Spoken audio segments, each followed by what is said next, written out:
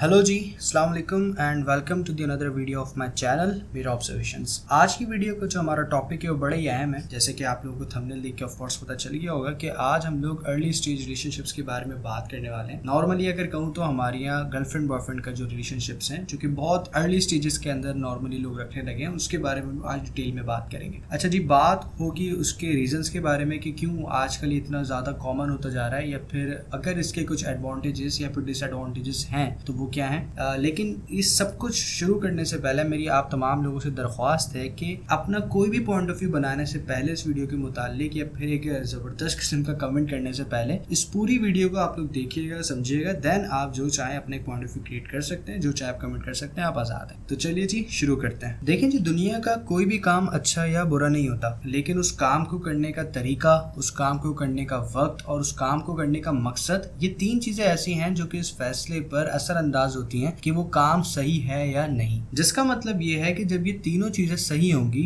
मकसद, वक्त और तरीका, तो वो काम सही कहलाया जाएगा। लेकिन अगर इन तीनों में से कोई भी एक चीज नेगेटिव होगी तो वो काम ऑटोमेटिकली खराब कहलाया जाएगा। वैसे तो दुनिया में ऐसे बहुत सारे फिलोसफर्स गुजरे हैं जिन्होंने इंसान की जिंदगी के बारे में बहुत कुछ लिखा है, लेकिन अगर इन तमाम फिलोसफर्स की एक कॉमन बात उठाकर देखी जाए तो एक जबरदस्त किस्म की बात सामने आती है कि किसी भी इंसान की जिंदगी के 17 से 24 साल की उम्र का जो अरसा है वो बहुत ज्यादा इंपॉर्टेंट होता है। अब ये 17 से 24 साल की जिंदगी के जो 7 साल है उनका इंतहाई इंपॉर्टेंट होने की वजह यह है कि कोई भी इंसान इन 7 सालों के अंदर अमेजिंगली अपनी पूरी लाइफ का एक स्ट्रक्चर बिल्ड करता है। मतलब आप ये समझ लीजिए कि इन 7 सालों के अंदर बंदा ये डिफाइन करता है कि मैंने अपनी आने वाली जिंदगी किस तरीके से गुजारनी है। So according to many philosophers कि अगर कोई भी बंदा इन 7 सालों को सही से यूटिलाइज करता है in terms of positive way, तो उसकी आने वाली जिंदगी इंतहाई जबरदस्त किस्म की हो जाती है। लेकिन अगर इसका बिल्कुल उलट देखा जाए कि अगर कोई बंदा इसको नेगेटिविटी की तरफ यूज करता है, मतलब इसको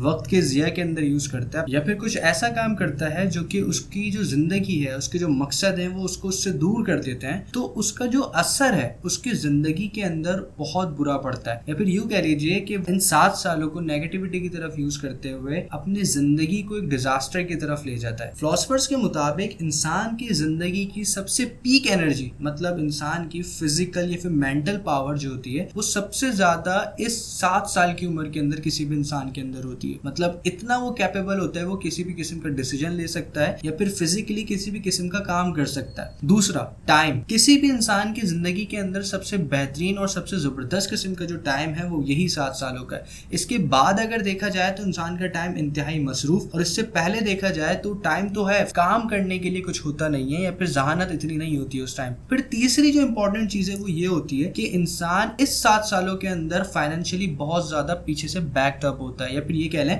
कि उसको फाइनेंशियली अपने गार्डियन की तरफ से एक फाइनेंशियल सपोर्ट होती है। जिसका मतलब ये है कि फाइनेंशियल सपोर्ट होने की वजह से उसकी रिस्क टेकिंग एबिलिटी बहुत ज्यादा हो सकती है। जिसका मतलब ये है कि ये इन 3 चीजों को यूज करते हुए अपनी जिंदगी को एक बहुत बेहतरीन तरफ भी लेकर जा सकता है, या फिर इन तीनों चीजों का नेगेटिव यूज करते हुए अपनी जिंदगी को बहुत बड़े डिजास्टर के अंदर भी फंसा सकता है। दूसरी चीज जो इन 7 सालों को बहुत ज्यादा इंपॉर्टेंट बना देती है वो है ऐसे 3 स्टेजेस जिससे हर इंसान इन 7 सालों के दरमियान में गुजरता है। अब इटसेल्फ ये 3 स्टेप्स ही, ये 3 स्टेजेस ही इंसान की जिंदगी के डिफाइन कर रहे होते हैं कि वो इंसान अपनी जिंदगी के अंदर कितना कामयाब हो जाएगा या फिर कितना नाकाम हो जाएगा। अब वो 3 स्टेजेस क्या है? वो है हायर एजुकेशन नंबर 1, या फिर हायर एजुकेशन से दूसरा आप कर लें तो वो कोई भी स्किल डेवलपमेंट। मतलब ये कि इन 7 सालों के अंदर इंसान अपनी जो प्रोफेशनली जो क्या नाम है उसकी एफिशिएंसीज है उनको बढ़ा रहा होता है, चाहे वो स्किल डेवलपमेंट की तरफ हो, चाहे वो अपनी हायर एजुकेशन कंप्लीट कर रहा हो। देन उसके बाद वो क्या करता है कि दूसरे स्टेज की तरफ जाता है, मतलब अपना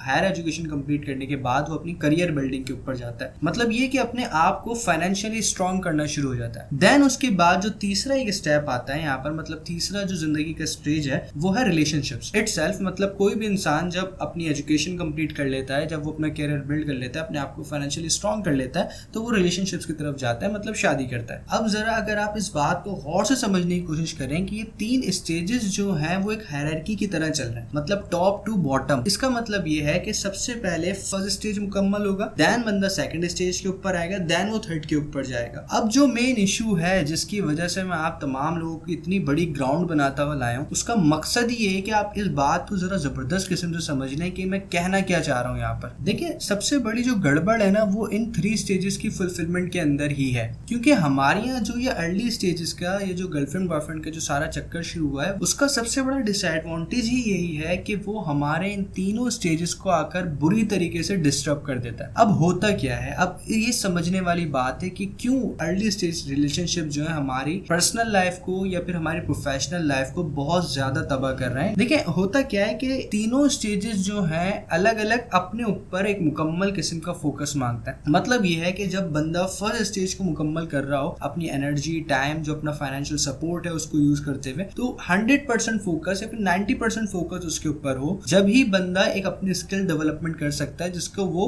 मार्केट के अंदर जाकर सेल कर अर्न कर सकता है। अब होता क्या है, हमारे साथ ये इश्यू होता है कि जैसे ही हम लोग हायर एजुकेशन या फिर किसी भी इंस्टीट्यूट के अंदर जाकर अपनी स्किल डेवलपमेंट कर रहे होते हैं तो हम यहाँ पर जंप करना शुरू कर देते हैं। इन तीनों स्टेजेस की जो हायरार्की है उसको खराब करना शुरू हो जाते हैं। कैसे? एजुकेशन साथ साथ चल रही है लेकिन साइड में रिलेशन भी शुरू कर दिया, गर्लफ्रेंड बना ली या फिर किसी ने बॉयफ्रेंड बना लिया, तो जो डेट शुरू हो गई तो फलाना ढिमकाना घूमना फिरना शुरू हो गया। तो वहां पर क्या इशू आता है कि आप अपनी एजुकेशन को पूरा टाइम नहीं दे सकते। अब यही रवैया हमारा करियर बिल्डिंग के साथ भी होता है कि एजुकेशन जब रिलेशनशिप्स के साथ आपने गुजारी है तो एजुकेशन या फिर स्किल डेवलपमेंट कोई आपकी इतनी खास नहीं हो पाएगी क्योंकि आपने मुकम्मल तौर पे वहाँ फोकस नहीं दिया। तो अब बात यहाँ पे अगर करियर बिल्डिंग की भी करें तो आपकी जब स्किल ही बेहतरीन नहीं होगी, आपकी जब एजुकेशन या फिर बेहतरीन नहीं होगी तो आपका करियर कैसे बेहतरीन बिल्ड हो सकता है। सेकंड ये कि जब आप करियर बिल्ड कर रहे होते हो तो लाजमी सी बात है आपके पास वो मेरे रिश्ते आ रहे हैं या फिर ये वाली कैटेगरीज जो पाकिस्तान के अंदर नॉर्मली यूज होती हैं वो तमाम चीजें शुरू हो जाती हैं। तो इंसान के क्या होता है कि 7 साल बुरी तरीके से इंसान तबाह कर देता है। अगर आप Maslow's hierarchy of need theory के हिसाब से भी देखें तो इंसान की सबसे पहली जो नीड होती है वो बेसिक नीड्स होती है, मतलब वो अपनी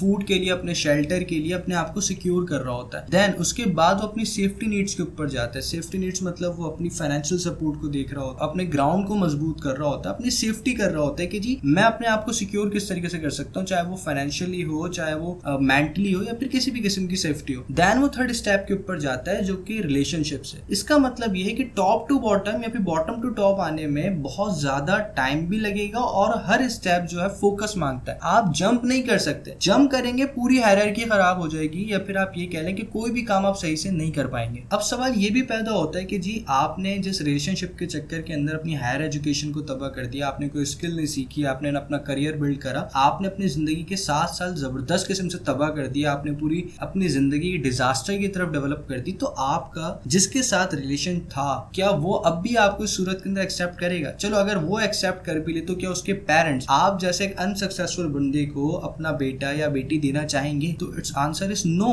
और अगर देखा जाए तो यही ग्राउंड रियलिटी है कि एट दी एंड आकर एक भी बंदा अगर दूसरे बंदे के काबिल नहीं होता, अहल नहीं होता, तो चाहे रिलेशन 8 साल का हो या 10 साल का हो, चाहे आपने जितनी भी रातें शोना मोना करके गुजार दी हो, लेकिन आपको रिलेशन आखिर में आके तबाही हो जाता है क्योंकि आपने उस रिलेशन को ही संभालने के चक्कर के अंदर अपने बाकी सारे स्टेजेस को तबाह कर दिया। तो आपका कोई अब पुरसाने हाल नहीं हो सकता। तो अब बात कर लेते हैं कि यार आखिरकार रीजन क्या है, क्यों इंसान सब कुछ पता होने के बावजूद भी इन तमाम रास्तों की तरफ जाता है गर्लफ्रेंड बॉयफ्रेंड के चक्कर के अंदर या फिर किसी भी किस्म के अर्ली स्टेज रिलेशंस के अंदर जाकर पड़ता है, जिसकी वजह से अपनी पूरी जिंदगी भी तबाह कर लेता है। तो अब मैं क्योंकि अपने स्टूडेंट्स से काफी ज्यादा वाबस्ता रहता हूँ, मैं जब उनसे इस बारे में पूछता हूँ तो मुझे 2 बड़े जबरदस्त किस्म के रीजंस मिलते हैं वहां पर। सबसे पहला रीजन आता है सोसाइटल प्रेशर, कि आप जिस सोसाइटी के अंदर रहते हो अगर वहां पर वो चीज कॉमन हो गई है और अगर आपके पास वो चीज नहीं है तो लाजमी सी बात है दूसरे बंदे आपको उड़ाते हैं मजाक, और ये रियलिटी है। क्योंकि मेरे पास कुछ ऐसे स्टूडेंट्स हैं जो बताते हैं कि सर अगर हम बोलें कि जी हमारे पास अभी कोई रिलेशन नहीं है, हमारा कोई गर्लफ्रेंड बॉयफ्रेंड के चक्कर नहीं है, तो हम पे लोग हंसते कि अबे जा तू कर क्या रहा है इस दुनिया के अंदर। समझने वाली बात ये कि अगर यार दूसरा वाला बंदा अगर आपको फोर्स कर रहा है तो आपको पता है कि क्या जहर है और क्या खाना है, आप जहर छोड़ो खाना खाओ। वो भी दिन आ जाएगा कि जब आप बताओगे कि देखो मैंने ये काम नहीं करा तो मैं आज यहाँ पर बैठा हूँ। और दूसरी जो वजह है वो है पर्सनल इन्फ्लुएंस। देखें सोसाइटल प्रेशर वाले बंदे को तो संभालना फिर भी बहुत ज्यादा आसान है, उसको समझाना आसान ही है, लेकिन जिसके साथ ये इशू है ना कि यार उसका पर्सनल इन्फ्लुएंस, मतलब वो जिस कैरेक्टर से इन्फ्लुएंस हुआ हुआ है या फिर वो जो भी आजकल टिकटॉक शिकटॉक या फिर कोई भी ड्रामा सीरियल देखकर वो इन्फ्लुएंस हुआ हुआ है इन लव स्टोरीज के अंदर या फिर रिलेशंस के अंदर, तो वो तो एक इन्फ्लुएंस कर बैठा हुआ है कि यार ये काम मुझे करना है। तो वो एक सोसाइटी का जो प्रेशर है या फिर जो पर्सनल इन्फ्लुएंस है, ये 2 बड़े जबरदस्त किस्म के रीजन है जिसकी वजह से कोई भी आज का जो बंदा है वो सब कुछ पता होने के बावजूद भी कि मेरी इन तमाम चीजों से जिंदगी खराब हो रही है, वो इन अर्ली स्टेज रिलेशनशिप्स की तरफ जा रहा है। अब बात कर लेते हैं कि यार आखिर इन तमाम चीजों का सोल्यूशन है क्या। तो भाई देखें, मैंने जैसे पहले कोट करा था पहली बात के अंदर ही कि दुनिया का कोई भी काम बुरा नहीं होता, लेकिन वही बात है कि उन काम को करने का मकसद, उस काम को करने का टाइम, उस काम को करने का तरीका बस सही कर लें, वो ऑटोमेटिकली चीज सही हो जाएगी। तो अब आप अगर अर्ली स्टेज रिलेशनशिप्स की तरफ देखें तो वहां पर टाइम भी गलत है, मकसद भी गलत है और तरीका भी गलत। आप उन तमाम स्टेजेस को फॉलो करें जो आपकी 7 साल की जिंदगी के लिए बहुत ज्यादा इंपॉर्टेंट है। देन जब आप थर्ड स्टेप के ऊपर आने के काबिल हो जाए, जब आपका करियर बिल्ड हो जाए, जब आप फाइनेंशियली स्ट्रांग हो जाए, तो गो फॉर इट यार, जाकर मैरिज करें। कौन आपको रोक रहा है रिलेशनशिप्स बनाने के लिए? आप करें शादी। और उस वक्त लाजमी सी बात है, अगर आप उस वक्त इन तमाम स्टेजेस को फॉलो करते हुए सक्सेसफुल बंदे होंगे, जो आपका पार्टनर होगा वो भी आपको सक्सेसफुल ही मिलेगा। और अगर आप उन तमाम चीजों को फॉलो करते हुए नहीं आ रहे, अगर आपने अपना करियर सही से बिल्ड नहीं करा, तो भाई नाले को दहले ही मिलने, आपको भी कोई ऐसे ही पार्टनर मिलेगा जो कि आप जैसा ही होना है। और ये एक यहाँ पर एक और वजह भी मैं आपको बताता चलूं कि क्यों 8, 9, 10 साल बाद जाकर काफी ज्यादा रिलेशन टूटता है, क्योंकि वहां पर एक बहुत बड़ा गैप आ जाता है। एक पार्टनर ग्रो हो जाता है, ग्रो का मतलब ये कि वो अपने आप को काफी ज्यादा स्टैब्लिश कर लेता है, चाहे वो स्टडी के हवाले से हो, चाहे वो फाइनेंशियल हवाले से हो।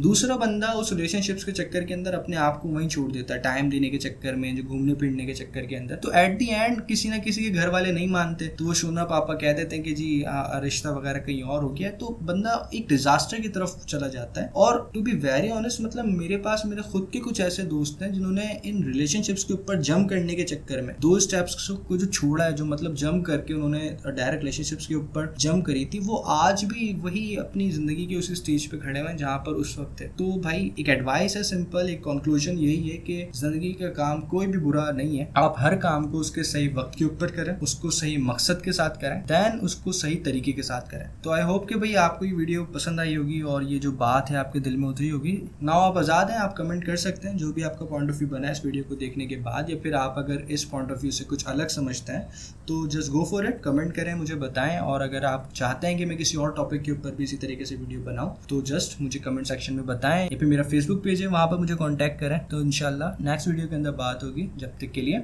अल्लाह हाफिज़।